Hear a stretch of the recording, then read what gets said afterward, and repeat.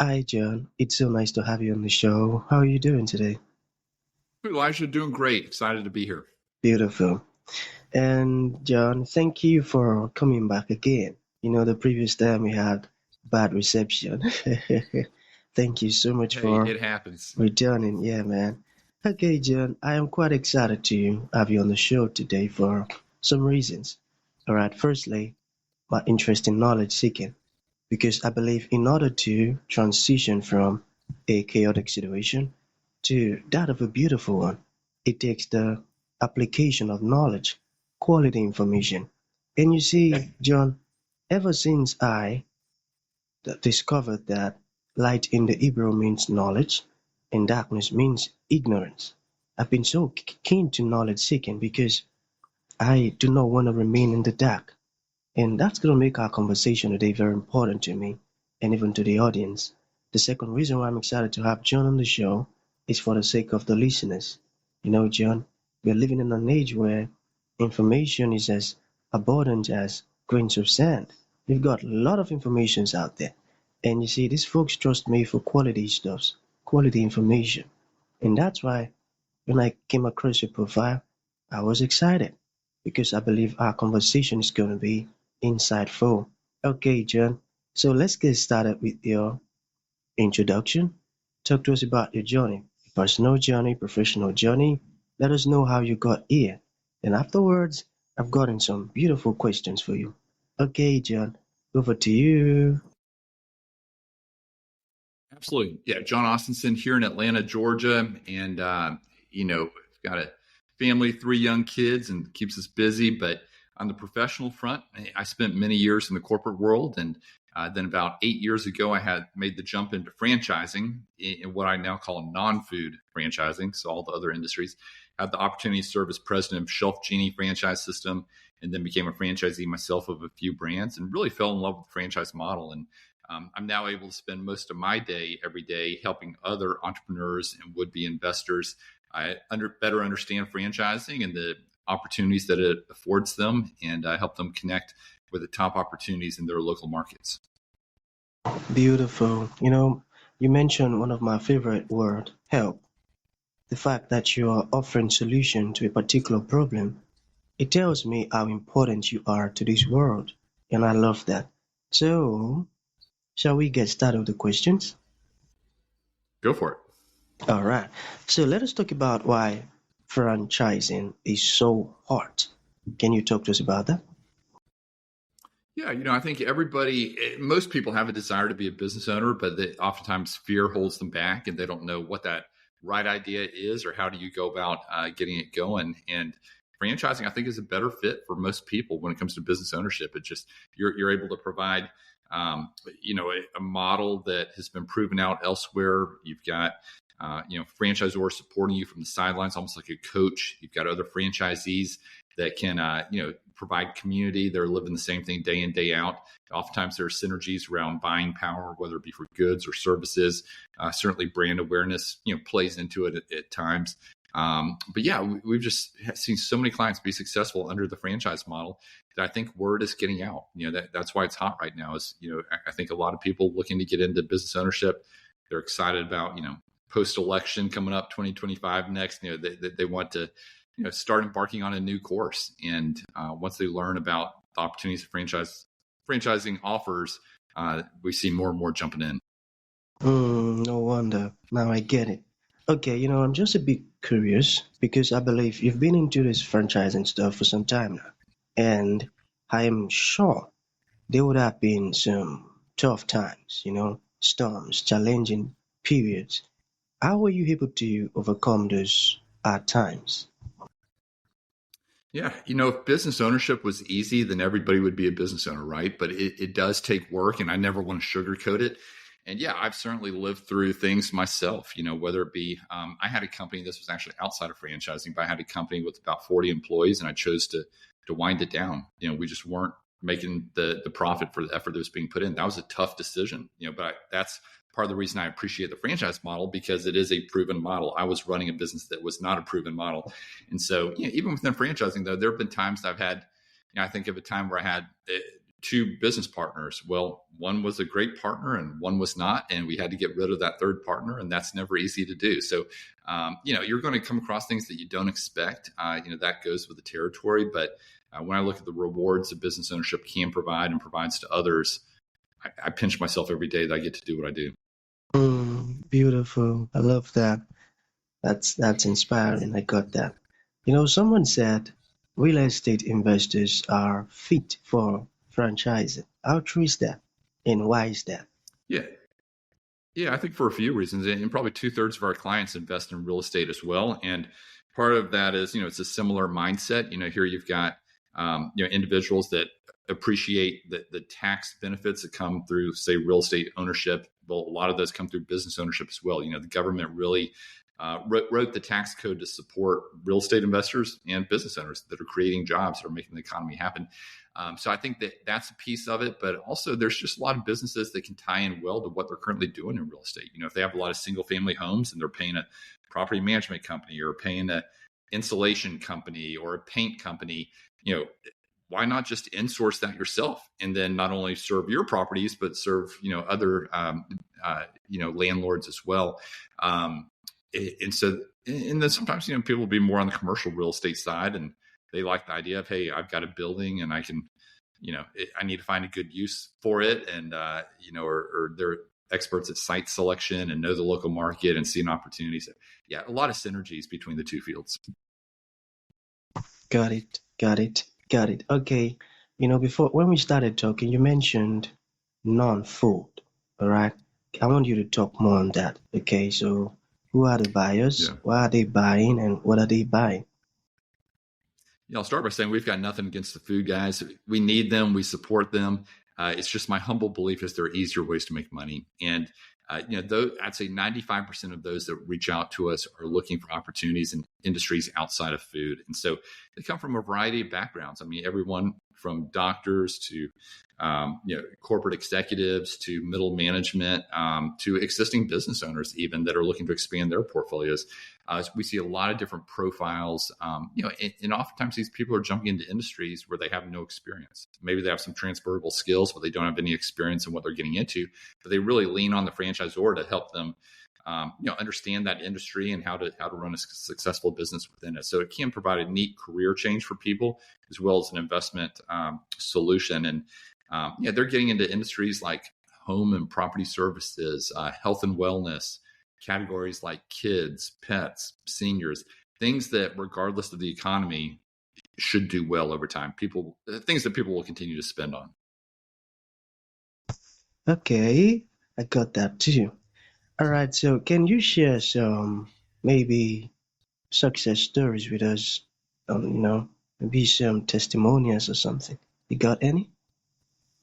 Oh, absolutely. I mean, I had several come in just this past week of clients that have been open. I had one, he got into mobile pet grooming and he emailed me last week. He's about 6 months in. He said, hey, this has gone better than I expected. It's not easy, but it's gone better than I expected. And just so thankful, for you introducing us to the opportunity. I think about clients that are further down the tracks. I've got a client that runs a large moving service. He owns about 12 markets for a 2 minute and a truck moving service, big franchise.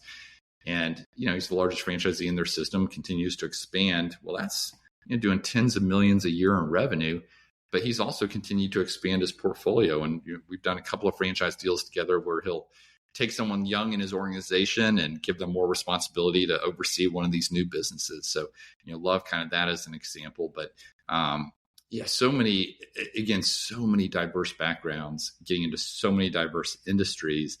And, oftentimes you don't know what it is you're looking for until that opportunity is right in front of you. And you say, gosh, that checks some boxes. And you kind of have that light bulb moment and say, that's something I could see myself doing. I got that. So, for folks who are still kind of, debating, should I venture into franchising or not? Should I or should I not? What can you say to them? Like, can you share some more important stuffs about it? Yeah, franchising is not right for everybody, so I won't paint the picture that it is. Some people are too entrepreneurial and want to put their thumbprints all over a business. But it is my humble belief that for most people that are interested in running a business, I do think franchising is a good solution, at least for what's right for them for the next season. So it's not that it's the only thing you're ever going to do, but if you want to have startups down the road or acquire existing businesses, I believe that you'll be better positioned to do that, having run a franchise within that portfolio as well. So you just learn so many best practices of how do you stand up a business, how do you run it, how do you implement systems and processes and hire the best people. And, you have that community, which I think is important, of other franchisees. You're, I like to say, and this sounds cliche, but you're in business for yourself, but you're not by yourself. But again, I think there's also seasons where it makes sense to get into business ownership and times where it may not. I'd say if you're still early on building that net worth, franchises do have a minimum net worth requirement. I'd say, on the low end, it's usually, at least $100,000 that you need to have, not in liquid capital, but at least net worth wise before you step into a franchise. Otherwise, I think you might be stretching too much. So I'd say if someone's not there yet, let's work towards that goal. But for those that are there, there's just a lot of different opportunities at different price points as well. At different price points. That was a very educating one. I got that. You mentioned startups, okay? So can we talk about franchising versus startups versus acquisition entrepreneurship? Can you tell us maybe some differences or educate us on these things? Yeah, there's some true entrepreneurs that need to put their thumbprints all over it. In a startup may be best for them. It's just, when you look at the track record, the success rates, franchises are so much higher than startups. And that's why a lot of people opt for them. Existing businesses, there are some good ones out there to potentially acquire. What I have found is probably 80% of those that reach out to us to say, hey, we're looking at existing businesses, end up purchasing a franchise at the end of the day. And they just recognize that there's risk even with an existing business. It looks great on paper, but whenever you acquire a business and there's new ownership, you could lose key employees or you could lose key customers. And so, I think there is an inherent risk, especially when you're paying a premium for an existing business. So again, a lot of people like the idea of franchising where it's, more proven, but you also get to, be a part of building that culture and building that team from the beginning. From the beginning. Okay. So for someone who would like to know more about how to run franchises as passive or semi-passive, how can that be possible? Yeah, there are some franchise opportunities that say, hey, we have to have an owner operator, meaning you would need to leave your job and step in and run the day-to-day operations.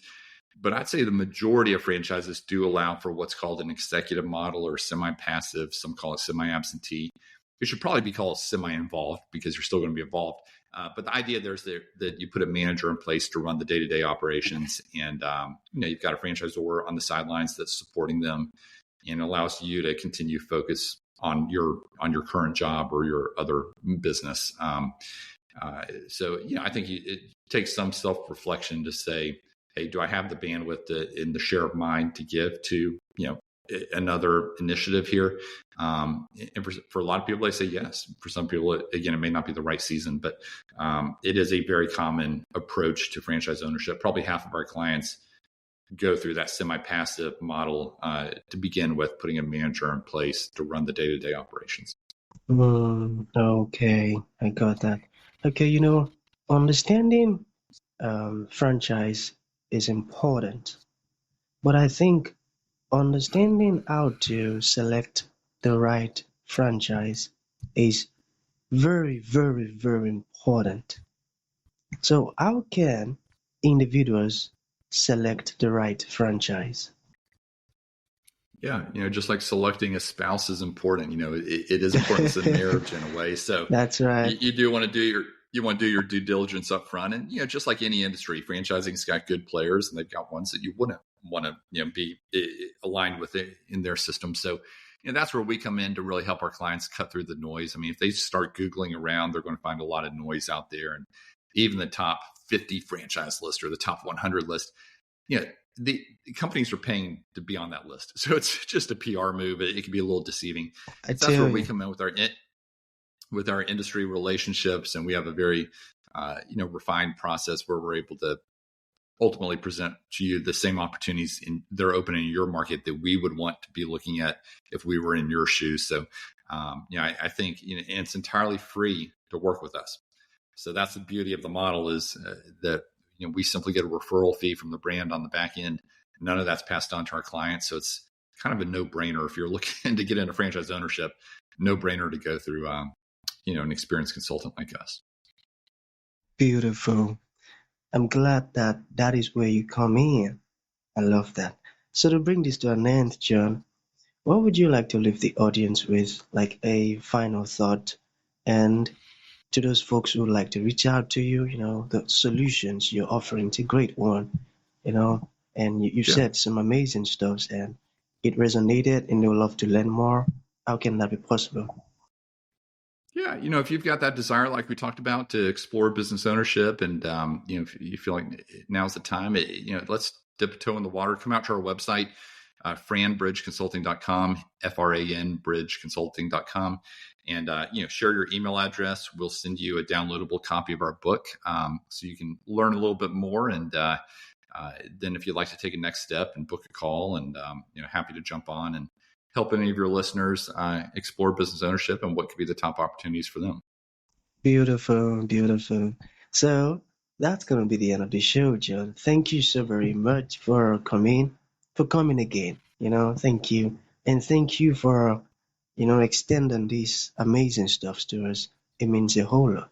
I would have to listen to our conversation again and again because you've really said some amazing stuff in it. So thank you so very much, John. Great. Thanks, Elijah.